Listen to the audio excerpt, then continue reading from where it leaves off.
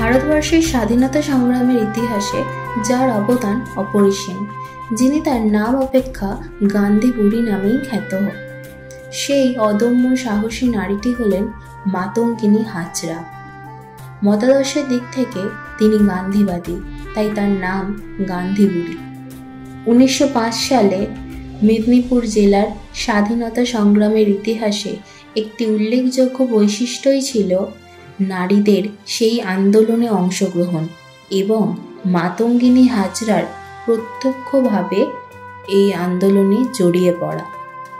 এই মহীয়সী নারীর দেশের জন্য আত্মত্যাগের কাহিনীর সংক্ষিপ্ত বিবরণ ফুটে উঠেছে কবি নিমাই কোলের কলমে। তোমার মতো বীরাঙ্গনা কখনো তো দেখিনি, দেশের জন্য প্রাণ বলিদান করলে মাতঙ্গিনী। সমাজের কাজে মানব সেবায় আপনার অবদান অগণিত, যত বসন্ত রোগীকে করেছেন সেবাদান। পুলিশের লাঠি কত লাঞ্ছনা, করেছেন কারাবাস, তবুও কখনো হারাওনি শক্তি, খেটেছেন 12 মাস।